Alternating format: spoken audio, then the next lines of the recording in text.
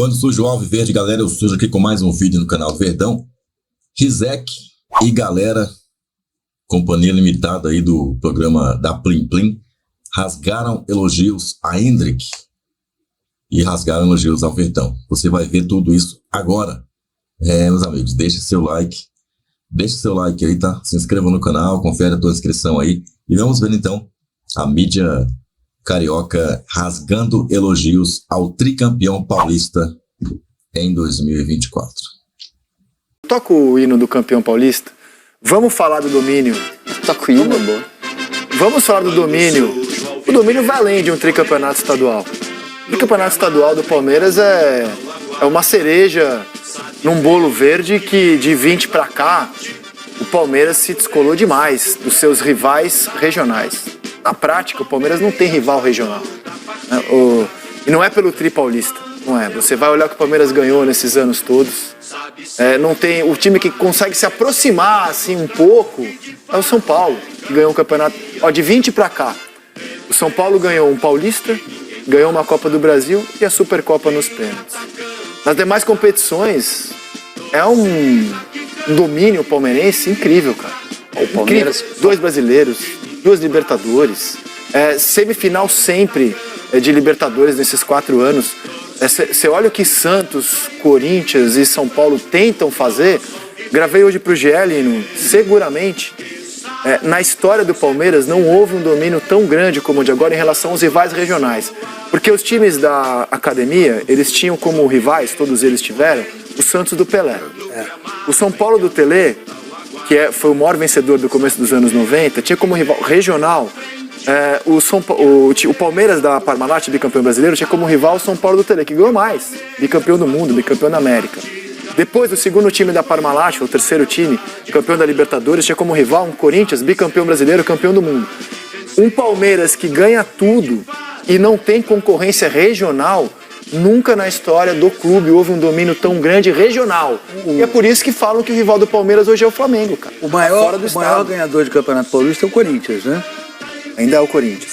Mas o Palmeiras está encurtando a distância. Deixa eu ver esse número exatamente, doutor. O Palmeiras está cada vez mais encurtando a distância. Vou ver aqui. Com esse tri agora, se eu não me engano, o Palmeiras está a 30-26. Está 30-26. Então, são 4, O Palmeiras está a 4... São Paulo com 22. Você vê, até 2020, o Palmeiras tinha 21 e o Corinthians 30.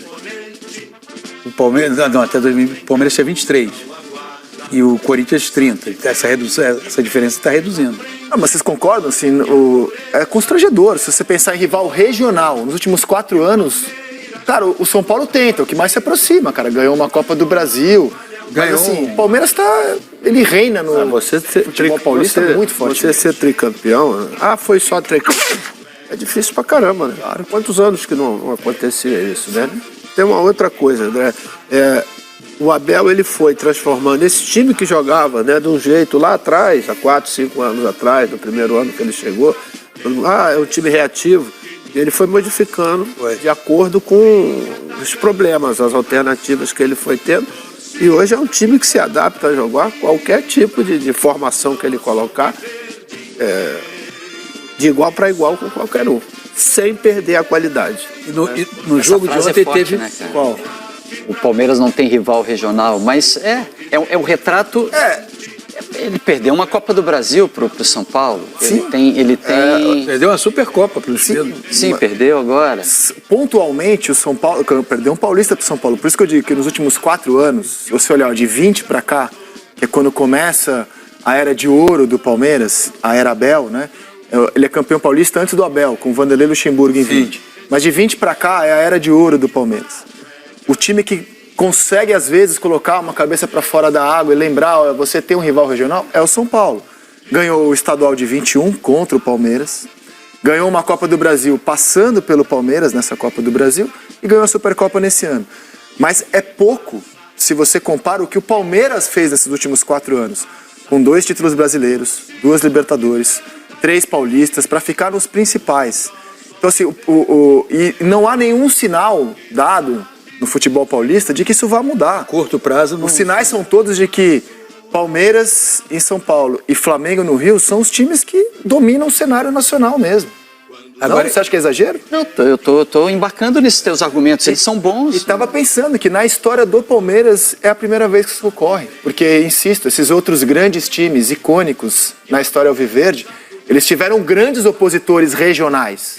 É a primeira vez que o Palmeiras não tem uma grande oposição regional. Ele está nadando de braçada no futebol paulista. E ontem teve um jogador que se sobressaiu de uma maneira que está ali de óculos, no pôster ali, porque a partida que o Hendrick fez foi espetacular. Espetacular. O último título conquistado por ele com a camisa do Palmeiras, daqui a pouco vai mudar de domicílio, mas fez uma partida espetacular, de um Palmeiras que foi, na maior parte do tempo do jogo, dominante. Acho que o Santos sai do Campeonato Paulista muito mais confiante para o restante da temporada, e o Santos só tem agora o Campeonato Brasileiro da Série B. Mas é claro que se tivesse conquistado o título seria melhor ainda, mas o Santos perdeu para uma equipe que é dominante, divide o domínio do futebol brasileiro com o Flamengo, e o Santos fez um campeonato paulista que permite a todo santista pensar que o Campeonato Brasileiro da Série B vai ser também muito bem realizado. Esse lance muda muito a história da partida, né? Um pênalti que já vamos debater. Na visão dos debatedores, o Klaus ignora no campo, vai para o VAR e depois de uma certa relutância marca o pênalti, mas a gente vai ter que voltar desde o tiro de meta batido pelo Everton para analisar esse lance. O Veiga cobrou 1-0 e o Santos seguiu no jogo, né? O Santos teve chances para empatar, o Palmeiras teve chances para fazer 2-0. O fato é que foi um jogo bom. Vocês gostaram do jogo? Eu achei um baita de um jogo. Eu acho que principalmente no posicionamento do Santos, né? Que jogou o jogo. Da mesma forma como tinha feito lá na Vila, né? Só que ele pegou o Palmeiras num dia que, coletivamente, individualmente, além da atuação do Hendrick, que são poucos que acreditam naquela jogada que termina resultando esse pênalti ou não. Poucos acreditam, porque tá um zagueiro na frente, né? O goleiro tá saindo. O goleiro tá saindo, o cara dá tira o pé do acelerador e ele foi atrás ali e terminou resultando no pênalti que abriu. Ó. Essa ambição do Hendrick no jogo, ele participa ele tá no lance do que origina o primeiro gol e tá no lance e origina o segundo gol. E o Mike dá essa salvada também em cima da linha, quando ainda estava 1-0. Foi um jogo muito aberto, né? Muito aberto. O Santos sofreu muito porque o Morello, o centroavante, estava numa tarde pouquíssimo inspirada, né? Tenho dúvidas se ele consegue estar numa tarde melhor que a de ontem. Porque a limitação do elenco. O Fux, né? não entrou desde o início porque não teria condições. Mas o Morello estava muito abaixo. Não, e teve também um monte de questão assim, estratégica que o Abel coloca em campo para ir anulando as virtudes do Santos. A bola realmente não chegava nele. Deslocar o Gustavo Gomes para marcar o Guilherme, tem um outro preenchimento de marcação em saída de bola, ter o Veiga um pouco mais por dentro. No jogo passado ele estava muito aberto pelo lado, isso prejudicou bastante o time do Palmeiras. Então o reposicionamento do Palmeiras, o ajuste do Palmeiras em campo, o Abel tem essa humildade também de entender o que é o jogo do adversário, anular virtudes do adversário e a partir daí fazer o time do Palmeiras crescer. Tem muito assinatura de treinador, isso é que é legal. O trabalho do Palmeiras é um todo, a gente destaca o Hendrick, destaca tudo que o Palmeiras tem como virtude, mas tem uma outra virtude que é estratégica, é entender o que está acontecendo dentro de campo, e o Abel é bom nisso. Não, e tem a resposta dos jogadores com as modificações que ele faz, que são sempre positivas, né? Por isso que eu estava falando a respeito, ganhou todos esses anos, mas com formas diferentes de atuação, né? Que isso mostra o entendimento que existe entre o treinador, sua comissão técnica, os próprios jogadores que absorvem e compram a ideia, que é o mais importante, porque às vezes o cara não compra a ideia, acha até que o cara está certo, mas disposto. Será que vai acontecer? Mas com ele não, as coisas realmente, quando são pré-estabelecidas, ele consegue dentro do jogo. Algumas situações, como a do Lino falou do Veiga, todo mundo contestou, eu me lembro que no Boleiragem, semana passada, a gente levantou essa. Não dá para você tirar um cara cerebral como o Veiga do meio e botar botar ele ali, que ele fica limitado. Né? E ontem ele voltou a jogar na posição original dele, fazendo distribuição, armação de jogada e finalização. Foi um campeonato de uma afirmação muito forte do Flaco, né? O Flaco fez o Campeonato Paulista muito bom. Terminou como artilheiro, né? Terminou como artilheiro. Ontem jogou bem, na minha visão. Não tinha ido bem na A assistência que ele dá pro Aníbal. Ontem ele foi muito bem.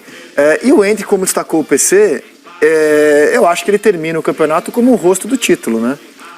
Por ser o último campeonato dele, pela atuação dele na final, ele participa dos lances... Dos dois gols. Ele tem um detalhe, assim, essa ambição, o nível de ambição que ele leva para o jogo é muito elevado.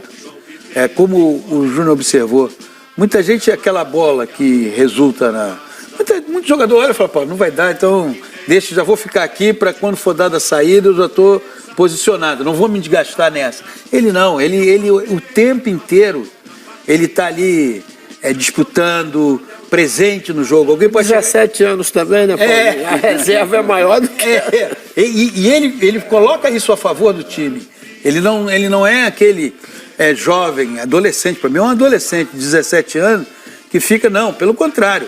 O desejo dele de ganhar foi substituído, e depois eu estava vendo, não queria ser substituído, e o Abel já tinha uma estratégia na substituição para até administrar a vantagem, que o jogo estava se encaminhando para o seu final. Enfim, ele mais uma vez fez assim a diferença. Você olhando para ele, fica imaginando como ele estará daqui a um ano, após, vamos falar de Hendrick daqui a um ano, quando ele terá disputado a sua primeira temporada. Basta você olhar para essas imagens, porque nessas imagens tem o brasileiro de 22, que é quando ele era um mascote do time, ele começou a entrar com o título já decidido, jogando bem, mas poucos minutos. A participação dele é quase que irrelevante em termos esportivos, ela é um charme, mas assim, ele não foi um jogador importante para aquela conquista.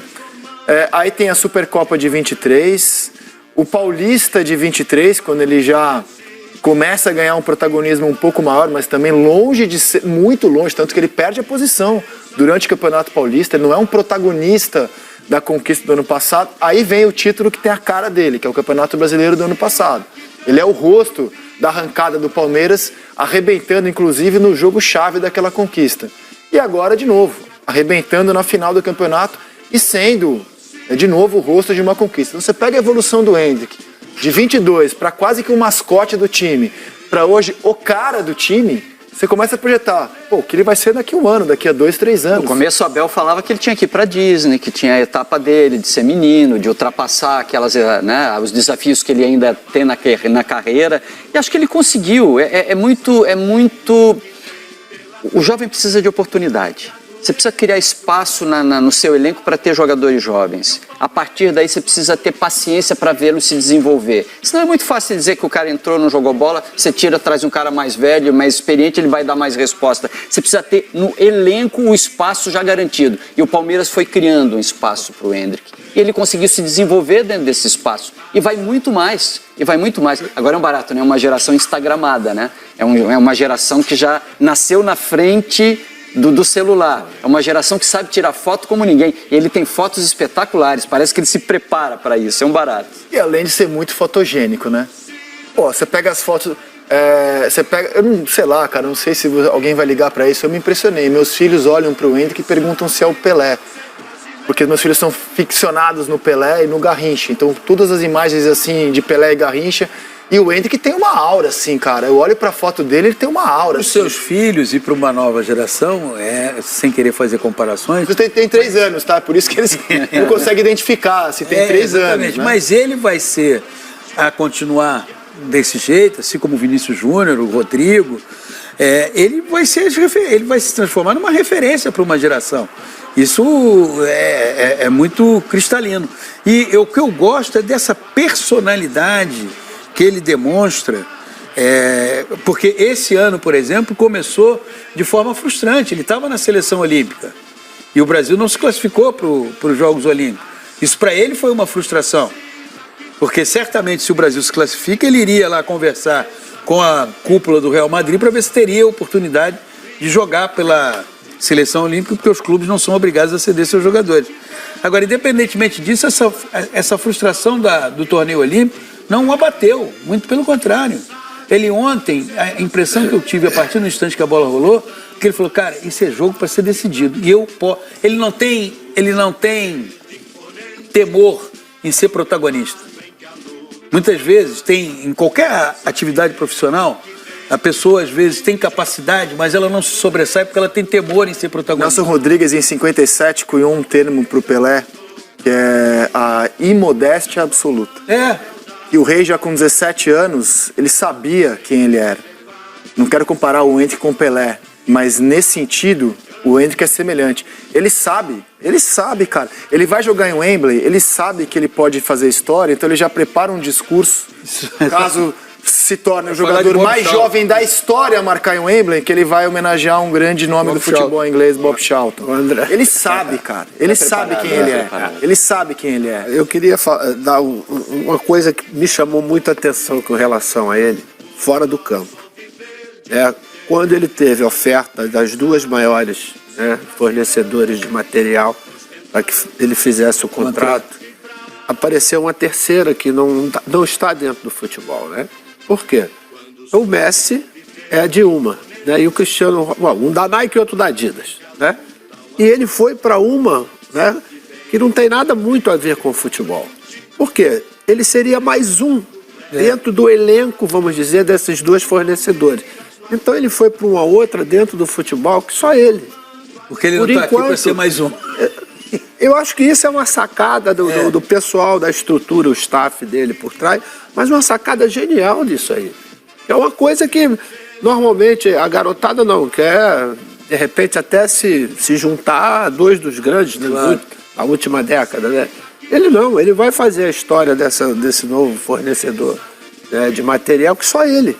Eu não me lembro de outro jogador da seleção brasileira, pelo menos, que tenha o patrocínio do que ele está usando. O Neymar fez uma escolha no outro nível, né? Ele quis ter um time só para ele. Aí o Paris Saint-Germain ofereceu um time para ele. Aí acabou não dando certo. Mas essa ideia de você ter uma marca que você, né, protagonize, isso é o Air Jordan, né? Exatamente. Do Michael Jordan. Que na época a Nike não era o que é hoje e se tornou muito em função do Jordan. Aliás, tem um filme excelente sobre exatamente esse tênis e como isso muda a história dessa fornecedora. Mas, eu vi o Ronaldo surgir com 17 anos, tendo uma média de 1 gol por jogo no Cruzeiro, jogando Série A, arrebentando contra o Boca. Era uma coisa impressionante o Ronaldo com 17 anos.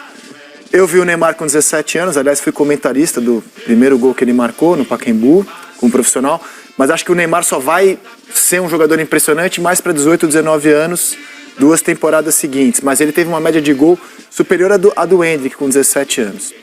Eu vi o Kaká, eu vi o Ronaldinho. Cara, o Hendrick dá todas as mostras de que é dessa turma aí, cara. A gente tá falando... É dessa prateleira. É dessa prateleira aí, cara. Pra cima. E ele sofre essa observação feita pelo Léo de que, ali já tá fulano, já tá Beltrano, então eu vou ficar aqui. É típica de quem...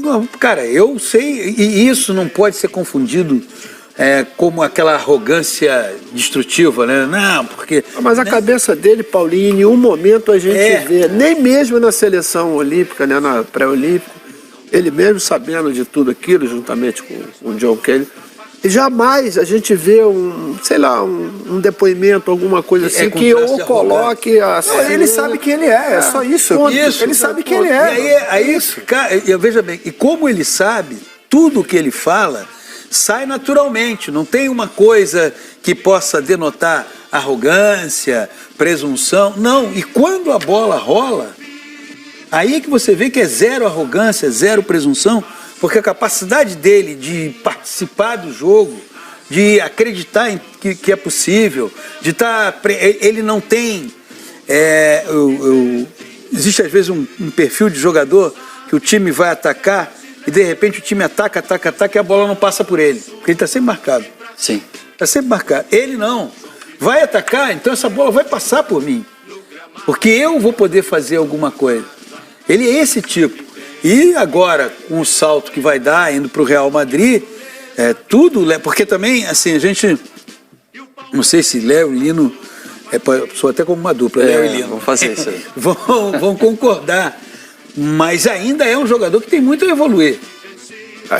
O Paulinho, maestro, e sem um pouquinho de marra também, ele não iria a lugar nenhum. Tem que ter um pouquinho também. De marra você não vai a lugar nenhum. E nada na vida. Tá certo? Tem que ter um pouquinho de autoconfiança, tem que meter um oclinho, tem que Claro. meter... Eu acho legal isso nele, cara. Eu acho que esse tipo de gesto de comportamento vem exatamente também dessa geração, né? Que todos eles... Mas eu vejo que ele, na hora que ele tem que fazer o que ele sabe fazer, ele faz com a maior tranquilidade, a maior naturalidade. A gente acabou de ver ali o gol que ele faz contra o Botafogo, que ele arruma a bola com o joelho, que é uma coisa assim que só o cara que é acima da média sabe fazer.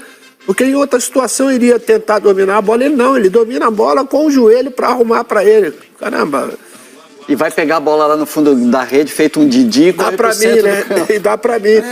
Não tem o time, não vou comemorar, isso não é gol pra comemorar, é gol pra eu pegar lá E vambora. E tem uma outra coisa agora, né?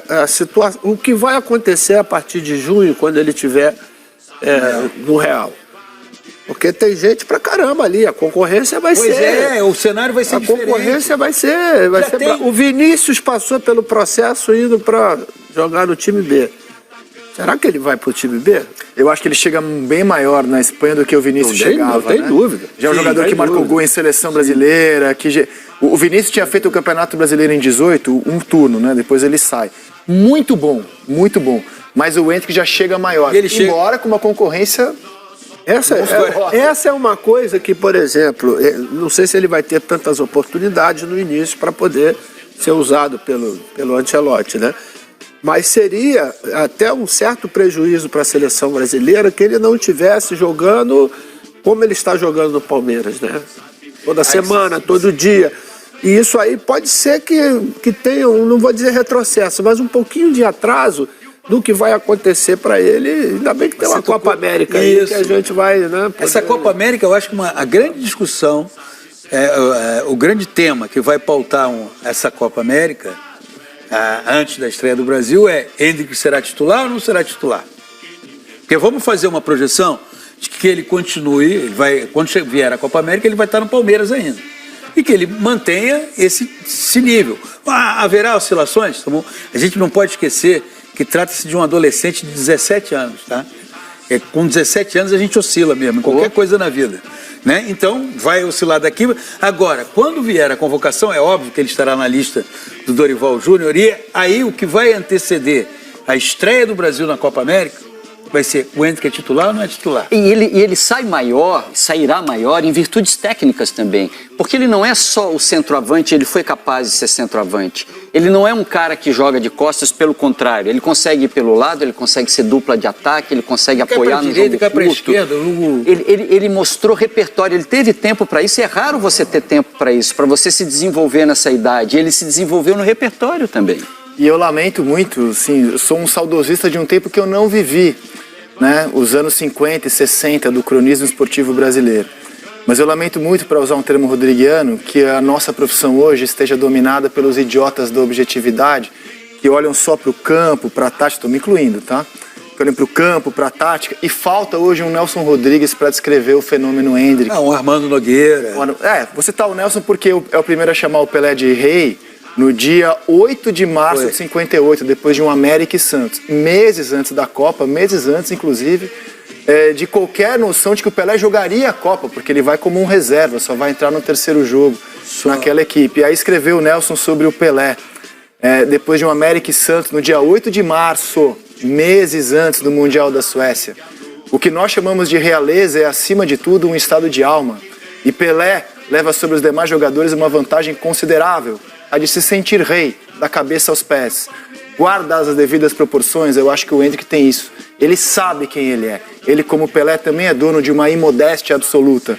E a exemplo daquele ano, a gente hoje olha a seleção brasileira e também ninguém consegue enxergar um Brasil campeão do mundo hoje, como na época, há meses da Suécia, com exceção do Nelson Rodrigues, enxergava, porque ele via no Pelé, no Garrincha, no Didi, no Nilton Santos, coisas que outras pessoas não viam. Eu enxergo muitas coisas no Endrick. Tomara que o Endrick siga esses passos como um moleque de 17 anos começou a trilhar em 58. Só queria... quem não viu essa crônica, não conhece, faz uma pesquisa, tem essa crônica com imagens do Pelé e narração do Paulo César Pereio, na crônica. É só você ir lá, crônica, Nelson Rodrigues, Pelé, Paulo César Pereio, que foi um dos maiores atores da dramaturgia brasileira. Tá vivo. E vale a pena ver, porque a voz do Pereio dá um tom muito especial. Voltando ao Hendrick, eu creio que essa vai ser uma discussão que vai pautar muito Seleção Sport TV nos dias que antecederem a estreia do Brasil na Copa América. Tem que ser ou não tem que ser titular da Seleção Brasileira? Lugar para ele você já tem, se quiser escalá-lo como titular da Seleção Brasileira. Como ele estará até lá? A postura de quem entra em Wembley, vai lá, faz um gol, depois vai jogar contra a Espanha. Tudo isso você já sabe como ele é, e ele vai estar atuando ainda no futebol brasileiro quando vier a Copa América. Então, me parece que essa, sim, a grande expectativa em que só vai aumentar em relação à Seleção Brasileira.